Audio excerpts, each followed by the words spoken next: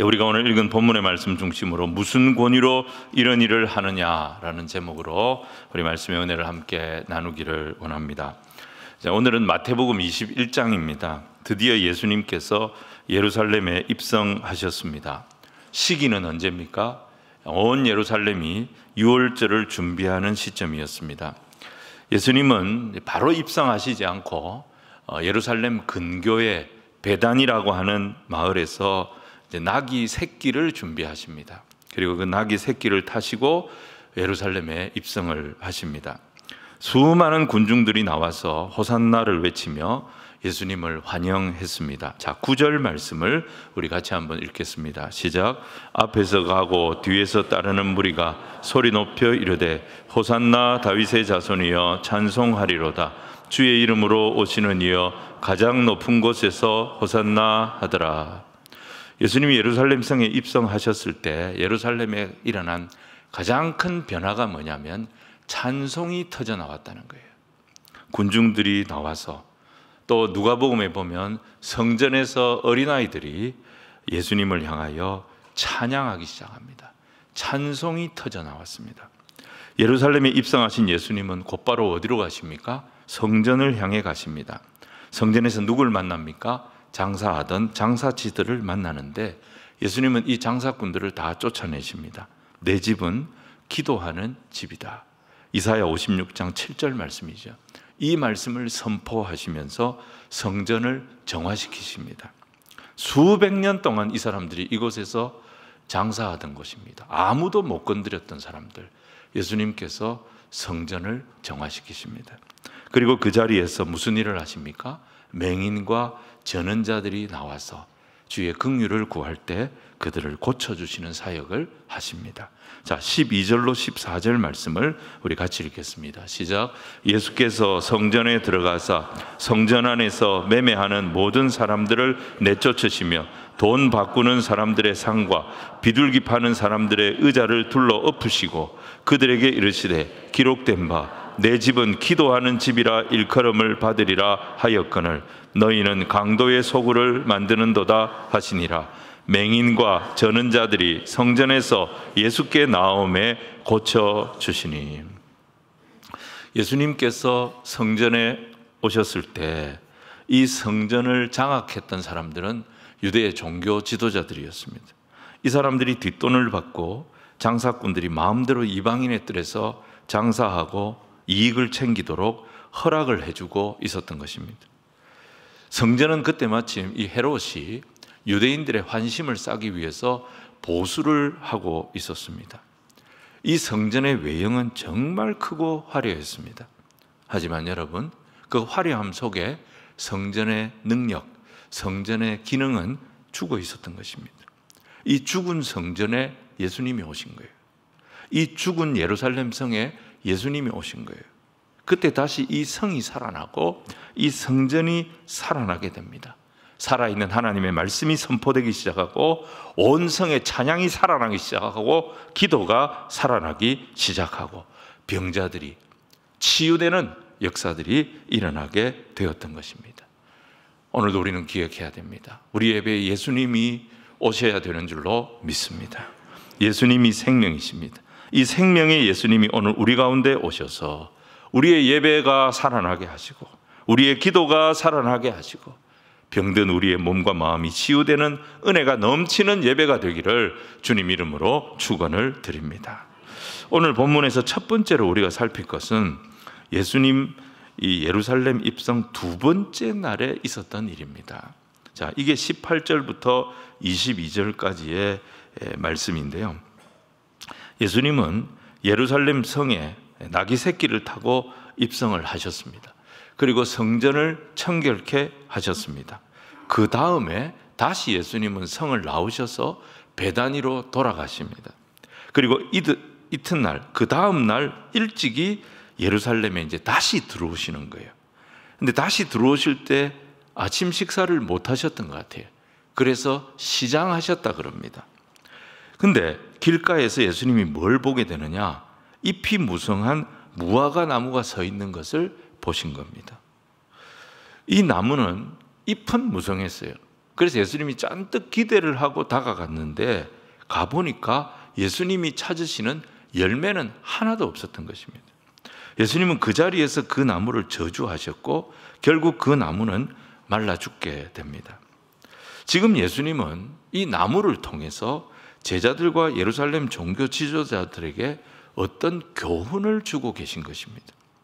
예수님이 이 무화과 나무를 보셨을 때 이 무화과 나무는 무엇과 같았냐면 죽은 예루살렘 성전과 같았던 것입니다.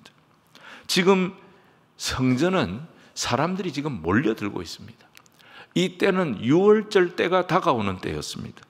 유월절이 되면 이 도성에 100만 명의 유대인들이 모입니다.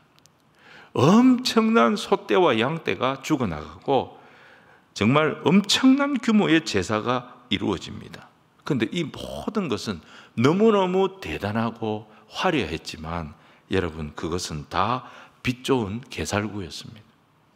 기대만 잔뜩 하게 만들었지 돈만 뜯어가고 생명이 없는 죽은 성전, 죽은 종교 행사였던 것입니다. 여러분, 교회의 역할이 뭡니까? 믿음을 심어주는 것입니다. 믿음이 뭡니까? 무슨 일이 있어도 예수님과 동행하는 것이 믿음입니다. 예수님과 동행하는 것이 뭡니까? 요한복음 15장을 보시면 포도나무와 가지 비유가 있습니다. 가지가 포도나무에 딱 붙어 있으면 포도나무는 삽니다. 마찬가지로 우리가 예수님께 딱 붙어 있으면 당장은 내 인생에 열매가 없다 할지라도 우리는 걱정할 필요가 없다는 것입니다. 주님의 진액이 공급될 것이고 주님의 은혜가 공급될 것이고 주님의 능력이 공급되고 있기 때문입니다. 이것을 믿는 것이 참 믿음인 것입니다. 이런 믿음이 어떻게 생깁니까? 로마서 10장 17절을 보시면 그러므로 믿음은 들음에서 나며 들음은 그리스도의 말씀으로 말미암는다고 하셨습니다.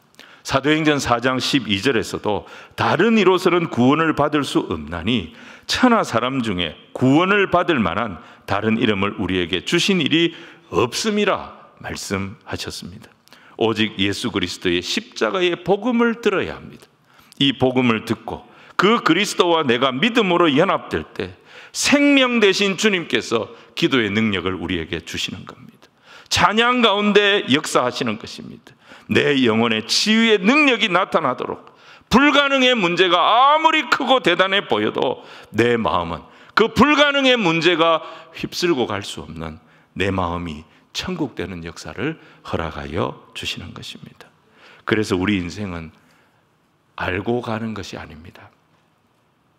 이해가 되고 납득이 되고 공감이 돼서 시도한다면, 뭔가를 해본다면 그건 믿음이 아닙니다. 믿음이 필요 없죠.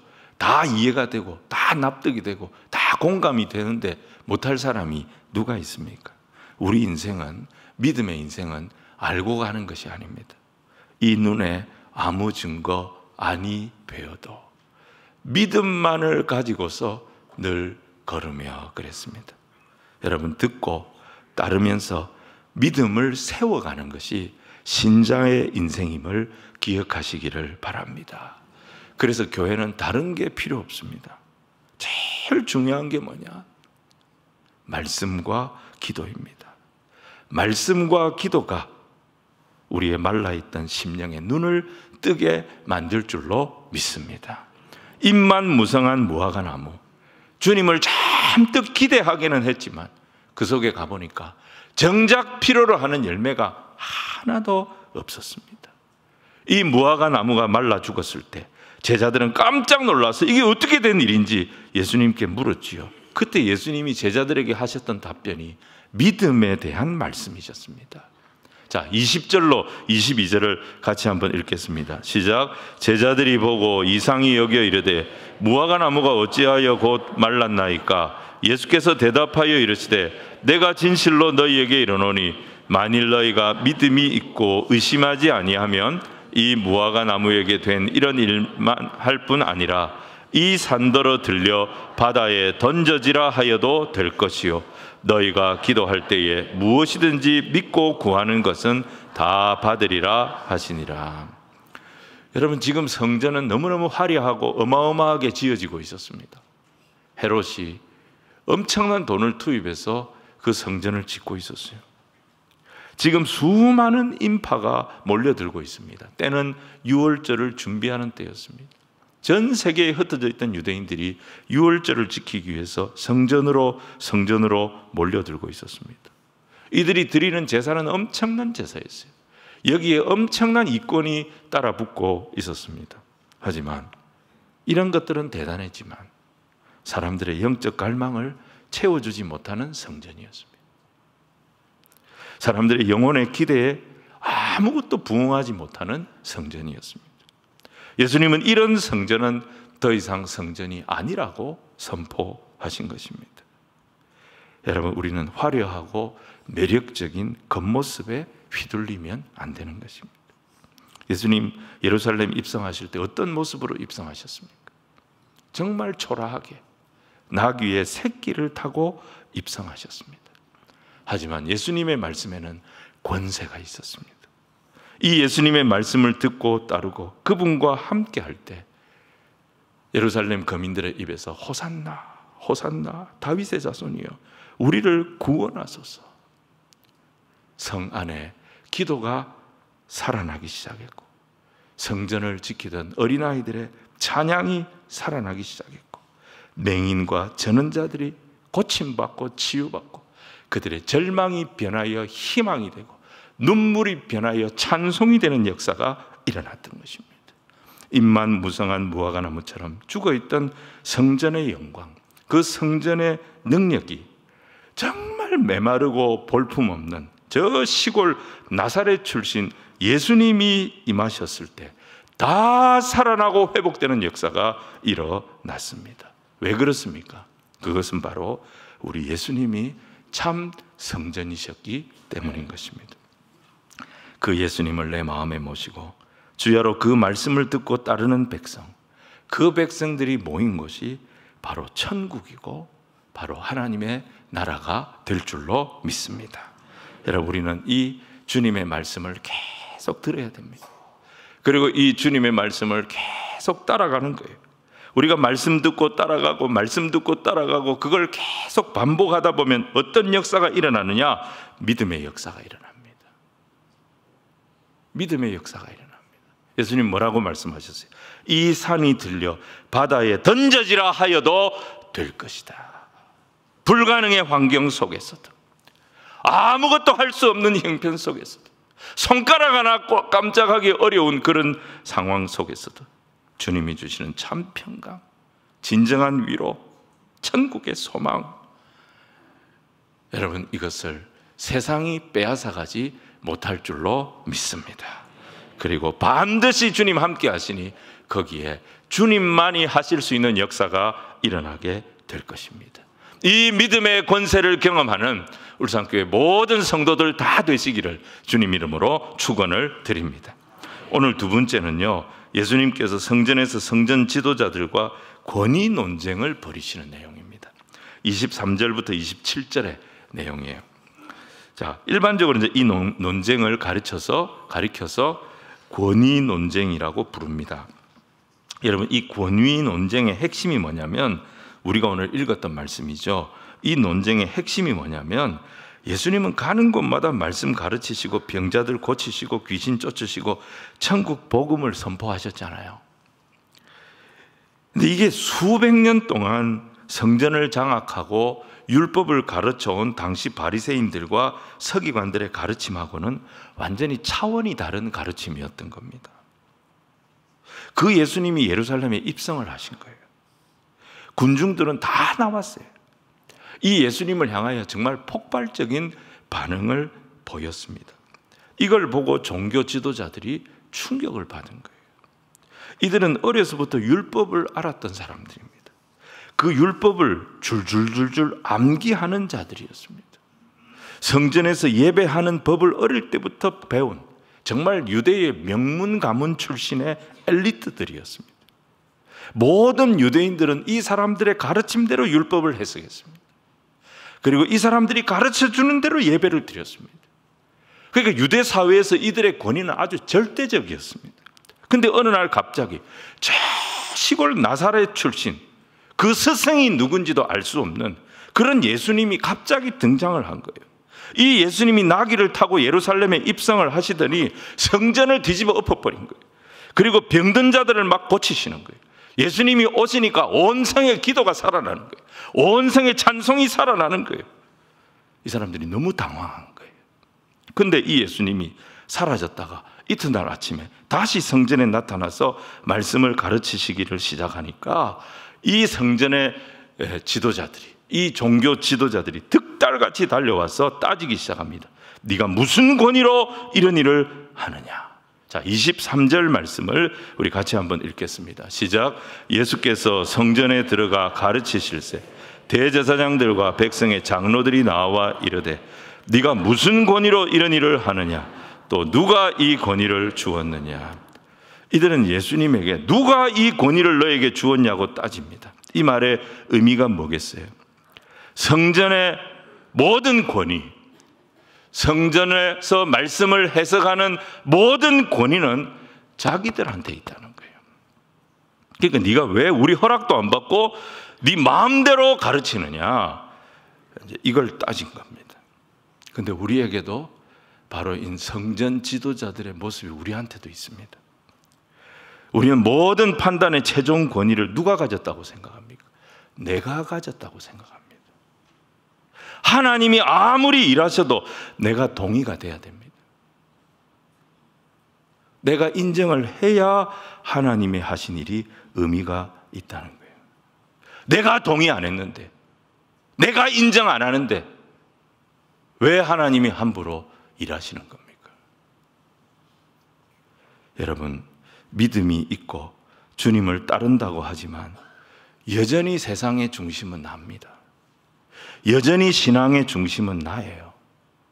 말씀의 해석은 내가 동의가 돼야 되는 거예요. 내가 이해가 돼야 되는 거예요. 여러분, 이런 사람에게는 자기 결정이 최고권입니다. 자기 이해가 최고권입니다. 예수님은 이런 사람들에게 역질문을 하시지요. 세례 요한의 권위가 하늘로부터 온 권위냐 아니면 사람으로부터 온 권위냐. 예수님이 이 질문을 하십니다. 이 사람들이 대답을 못하죠. 만약에 하늘로부터라고 말하면 이 권위를 가진 세례 요한을 왜 너희는 믿고 따르지 않았냐고 할 것이고, 사람으로부터라고 한다면 군중들이 그를 지금 선지자로 여기기 때문에 백성들이 세례 요한을 인정하지 않는 종교 지도자들을 공격할 수가 있었던 것입니다. 그래서 이들이 내린 결론은 뭐예요? 우리는 모르겠다는 것입니다. 이들의 이 비겁한 대답에 예수님께서 하신 말씀이 뭐예요? 너희가 그렇게 비겁하게 나온다면 나도 너희의 질문에 답하지 않겠다고 하신 것입니다. 지금 예수님은 질문을 피하는 것이 아닙니다. 성전 지도자들의 영적 상태를 고발하고 계신 것입니다. 이들은 지금 무엇이 옳으냐 틀리냐 여기에 관심이 없고 오로지 관심은 뭐예요? 자기들의 권위였습니다. 나에게 이익이 되느냐 손해가 되느냐, 내 명분이 사느냐 내 명분이 깎이느냐, 이것만 생각합니다. 여러분, 세례 요한의 사역과 예수님의 사역은 연결된 사역이었습니다. 세례 요한을 인정한다는 것은 예수님을 인정하는 거예요. 세례 요한을 인정하지 않는다는 것은 예수님을 인정하지 않는 거예요. 근데 예수님의 여러 사역과 예수님이 하신 말씀을 보면 인정할 수밖에 없어요. 예수님을 메시아로 인정할 수밖에 없어요. 세례 요한이 인정했던 것처럼 인정할 수밖에 없단 말이에요. 근데 이 사람들은 자신의 손해와 이익을 따졌던 거예요. 사람들이 뭐라고 할지 여론을 생각했던 거예요. 권력과 영향력은 계속 가지고 싶으면서 사람들 앞에서 체면 구기고 손해보고 그러고 싶은 마음은 전혀 없었던 것입니다. 예수님은 이 종교 지도자들이 가진 이기적인 권위주의를 고발하고 계신 것입니다. 여러분, 제자의 특징이 뭡니까? 신앙인의 특징이 뭐예요? 그것은 두 가지입니다. 듣고 따르는 자입니다. 듣고 따르는 자입니다. 우리는 내 말을 하는 자들이 아닙니다. 내가 하고 싶은 말을 하는 자들이 아닙니다. 우리는 먼저 들어야 합니다. 들은 것을 전하는 자입니다. 들은 것을 말하는 자입니다. 먼저 우리는 듣는 자가 되어야 됩니다. 마태복음 17장 5절에 변화산에서 하늘로부터 음성이 들렸을 때 주셨던 말씀이 뭐예요? 너희는 그의 말을 들어라. 우리는 들어야 하는 것입니다. 들은 후에는 뭘 합니까? 그 말씀을 따라가는 것입니다. 듣고 따라가고 듣고 따라가고 그렇게 하다 보면 믿음이 생기는 것입니다. 깨닫게 되는 것입니다. 이것이 신앙인 거예요. 아, 이거였구나. 나 정말 이해가 안 되고 납득이 안 되고 내가 정말 힘들었는데 이거였구나. 이거였구나. 이게 하나님의 방법이었구나. 듣고 따라가다 보면 깨닫게 되는 것이 신앙이라는 것입니다. 그런데 유대의 종교 지도자들, 성전의 지도자들은 듣는 게 없었어요. 따르는 것도 없었어요. 듣지도 않고 따르지도 않았어요. 왜 그렇습니까? 자기가 주인이었거든요. 최종 권위가 내가 편해야 되는 거예요. 내가 이해가 돼야 되는 거예요. 내가 납득이 돼야 되는 거예요. 최종 권위가 나에게 있었기 때문입니다. 자기가 이익이 되면 지지하고 손해가 되면 침묵하든지. 여러분, 이들의 믿음은 가짜 믿음이었던 것입니다. 오늘 세 번째로 예수님은 성전 지도자들의 이 가짜 믿음을 경고하십니다. 28절부터 21장 마지막 절까지의 내용이에요. 자, 예수님은 이 성전 지도자들의 가짜 믿음을 고발하시면서 두 가지 비유를 드십니다. 그 첫 번째 비유가 뭐냐면 두 아들 비유였습니다. 여러분, 이 비유의 핵심이 뭐냐면 처음 반응보다 마지막이 중요하다는 거예요. 처음에 보이는 반응보다 마지막 결론이 중요하다는 거예요. 마지막이 자기 뜻을 끝까지 관철하는 것이 아니라 끝내 주님의 뜻을 따라가는 것이 되어야 이게 진짜 믿음이라는 것입니다. 자, 두 명의 아들이 있었어요. 아버지에게. 아버지가 먼저 첫 아들에게 포도원에 가서 너 오늘 일해라 이렇게 당부를 했습니다. 이 아들이 뭐라고 대답합니까? 가겠다고 했습니다. 아버지가 명령했는데 큰아들이 가겠다고 하니까 모든 주변에 있는 사람들이 역시 큰아들이 다르다, 착하다, 칭찬을 받았을 겁니다. 그런데 이 사람은 결국 갔습니까? 안 갔습니까? 안 갔어요. 이들이 바로 바리새인과 서기관과 성전 지도자들이었습니다. 그들은 사람들 앞에서는 대단한 예스맨이었어요. 아멘 크게 하는 사람들이었어요. 그런데 실상 마지막에는 하늘 아버지의 뜻에 순종하지 않았습니다. 불순종하는 자들이었어요. 뭐가 중심이에요? 자기 뜻, 자기 생각, 자기 계획, 자기 이익대로 판단하고 결정합니다. 반면에 둘째 아들은 아버지가 일하러 가라고 했을 때 처음에는 안 간다 그랬습니다. 불순종의 자식입니다. 사람들이 다 둘째 아들 보면서 야, 저 누구 닮아서 저랬나? 저거는 말도 안 듣고 저거 어디 써먹겠나?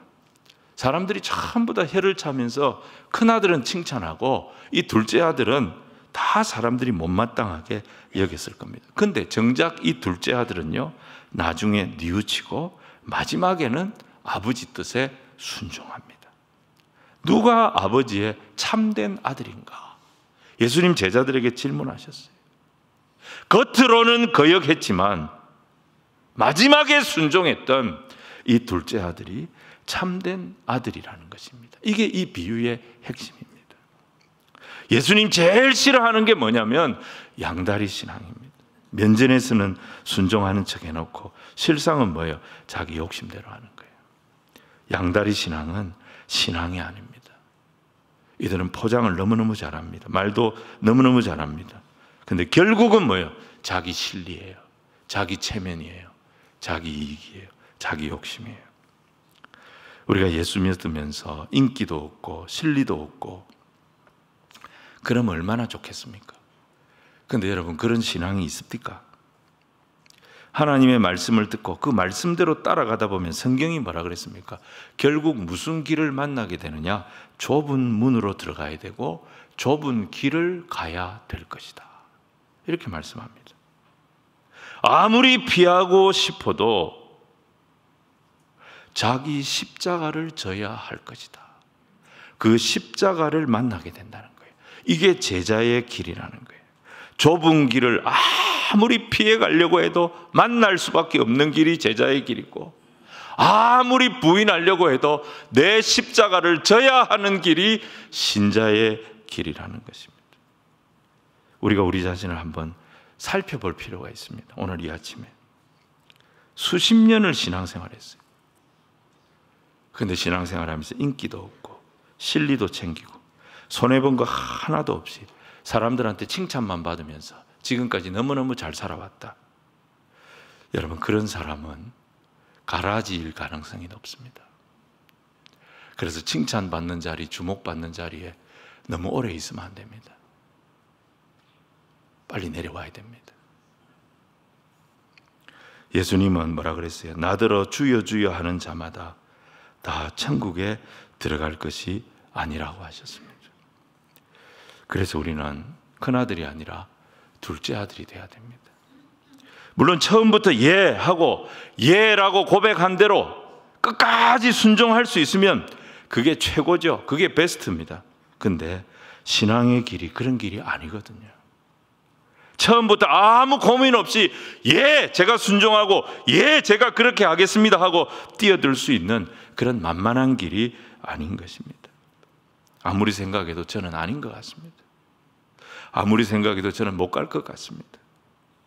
여러분, 둘째 아들 보십시오. 이 둘째 아들은 마음이 없었든지 아니면 자신이 없었든지 그래서 솔직하게 아버지한테 선언을 했습니다. 아버지, 난 못하겠다고. 근데 이 둘째 아들은 계속 고민을 했어요. 아버지 앞에서 못한다고 했는데 그 아버지의 얼굴을 본 거예요. 그 아버지의 낯빛을 본 거예요. 그 아버지의 눈빛이 자꾸 생각이 나는 거예요. 그래서 결국 고민하다가 자기 생각이 있지만 그 아버지의 뜻에 순종하기로 결단했어요. 이게 참 아들이라는 것입니다. 그래서 여러분, 믿음이 뭐냐? 내 뜻을 꺾는 게 믿음이에요. 은혜가 뭐냐? 내 뜻이 꺾이는 게 은혜예요. 이제는 내가 사는 것이 아니요 오직 내 안에 그리스도께서 사는 것이니. 여러분, 예배는 내가 잘 되려고 오는 시간이 아닙니다. 여러분, 예배는 내가 살려고 오는 시간도 아닙니다. 예배는 어떻게 보면 내가 꺾이는 시간입니다. 믿음으로 내 뜻을 꺾어버릴 때 주님이 나를 살려주시고 주님이 내 마음에 은혜를 주시고 주님이 내 마음에 세상이 알지 못하는 평강을 부어주셔서 나를 다시 채워주시는 시간이 예배의 시간인 것입니다. 말씀을 들을 때, 성경을 읽을 때 여러분, 내가 꺾여야 됩니다. 주님, 내가 또 틀렸습니다. 내가 지금까지 열심히 잘못하고 있었습니다. 내가 엉터리였습니다. 이걸 인정하는 게 꺾이는 겁니다. 근데 성전 지도자들에게는요, 이게 없잖아요. 끝까지 자기 체면이에요. 무슨 권위로 이런 일을 하느냐? 이 권위는 내 건데. 다 죽은 성전을 붙들고 앉아가지고 끝까지 자기 체면, 자기 뜻을 주장하고 있었습니다. 근데 자기가 죄인인 것을 깨닫고 불순종한 자였음을 인정하고 자기 뜻을 꺾고 자기 길을 돌이켜서 나중에라도 돌아왔던 세리들, 창기들, 이 사람들은 유대의 지도자들에게 손가락질 받고 조롱당하던 사람들이었지만 주님 뭐라고 하십니까? 바로 이런 자들이 천국에서 큰 자고 천국에서 먼저 된 자가 될 것이고 바로 이 사람들이 하나님이 기뻐하시는 자가 될 것이라고 말씀하신 거예요. 헛된 고집 다 내려놓고 겸손하게 주의 뜻을 받아들이고 주님의 길을 따라갈 수 있는 그런 믿음의 종이 저와 여러분이 되기를 주님 이름으로 축원을 드립니다. 오늘 또 하나 마지막 비유가 이어지죠. 그게 포도원 주인 비유였어요. 여러분, 이 포도원 주인 비유의 핵심이 뭐냐면 우리는요, 참 희한합니다. 힘이 주어지면 변한다는 거예요. 이게 이 비유의 핵심이에요. 우리는 힘이 주어지면 변한다는 거예요. 완장차면 변한다는 거예요. 노골적으로 그때부터는 자기 뜻을 관철시키려고 합니다. 힘이 약할 때는요, 가면을 쓰든지 이렇게 피합니다. 그런데 힘이 생기면 사람이 변해요. 노골적으로 그때부터는 자기 뜻을 관철시키려고 사람을 모으고 힘을 모으기 시작합니다. 자, 주인이 포도원을 만들고 농부들을 불러서 세를 줬습니다. 그리고 자기는 타국으로 갔어요. 그 후에 주인이 이제 이 세를 받으려고 자기 종들을 포도원의 농부들에게 보냈습니다. 근데 그 사이에 농사 지으면서 이들이 재미를 본 거예요. 힘이 생긴 거예요. 딱 힘이 생기고 나니까 이 농부들이 세 주는 게 아깝기 시작했던 거예요. 그래서 세를 받으러 온 종들을 때리고 또 죽이고 돌로 치고 주인의 뜻을 거부해버립니다. 그래서 주인은 내 아들을 보내면 내 아들의 말은 듣겠지. 그래서 자기 아들을 보냈는데 이 농부들이 뭐라고 합니까? 이 아들이 상속자다. 이 아들만 사라지면 이 땅, 그의 유산은 다 우리 것이 된다. 이러면서 아들을 죽여버리는 악행을 저질렀다는 거예요. 이게 이 비유의 내용입니다. 결국 주인이 어떻게 하겠습니까? 와서 이 악한 자들을 진멸시켜버리지 않겠느냐. 여러분, 그래서 우리가 알아야 될 게 뭐냐? 기회가 주어지고 힘이 주어졌다는 것이 꼭 좋은 게 아닙니다. 인정을 받고 존경을 받고 내가 힘을 가지게 되고 권위를 가지게 되어졌다는 것이 꼭 좋은 게 아니에요. 여러분, 힘은 축복이 아니고 유혹이에요. 힘은 복이 아니고 시험이에요. 이걸 우리가 알아야 합니다. 우리는 생각할 때 강한 자들이 큰일을 할 거다. 똑똑하고 돈 있는 사람들이 많아야 교회 일이 잘 될 거다. 그렇게 생각하지만 결코 그렇지 않습니다. 42절 말씀 보시면 예수님께서 시편 118편 22절을 인용하신 말씀이에요. 42절 같이 읽겠습니다. 시작. 예수께서 이르시되 너희가 성경에 건축자들이 버린 돌이 모퉁이의 머릿돌이 되었나니 이것은 주로 말미암아 된 것이요 우리 눈에 기이하도다 함을 읽어본 일이 없느냐. 여러분, 건축자의 버린 돌이 모퉁이의 머릿돌이 되게 하시는 이 기이한 방법이 하나님이 하시는 방법이라는 것을 알아야 됩니다. 하나님이 어떤 돌을 쓰시느냐? 잘난 돌 쓰는 게 아니라 버린 돌을 쓴다는 거예요. 여러분, 나이 80이에요. 전과자입니다. 도망자입니다. 모두에게 잊혀진 인물이었습니다. 그 사람이 모세예요. 그 모세를 하나님이 찾아오셔서 부르셔서 아무도 하지 못했던 430년 동안 어느 누구도 하지 못했던 이스라엘을 구원해내는 일을 바로 이 사람에게 맡기셨습니다. 고린도전서 1장 27절 이후의 말씀을 보면 세상에 미련하고 세상에 약하고 세상에 천하고 세상에 멸시받는 자들을 택하셔서 세상에 지혜롭고 세상에 강하고 세상에 있는 자들을 얼마든지 부끄럽게 하시는 분이 하나님이시라 그랬습니다. 하나님은 좋은 돌을 골라 쓰는 게 아니라 하나님은 버린 돌을 쓰십니다. 여러분, 생각해 보십시오. 우리가 언제 주님을 찾았습니까? 우리가 언제 주님을 인격적으로 만났습니까? 내가 꺾였을 때입니다. 내가 무너졌을 때입니다. 내가 연약할 때 나를 귀히 여겨주시는 그 주님을 우리가 만났지 않습니까? 그래서 세상에 버려진 돌들이 예배드리기 시작하고 세상에 버려졌다고 생각되는 돌들이 기도하기 시작할 때 역사가 일어나는 거예요. 은혜가 시작이 되는 거예요. 사사기에 나오는 삼손은 버려진 돌이었어요. 그는 하나님의 말씀을 무시했어요. 지 마음대로 살다가 결국 어떻게 됩니까?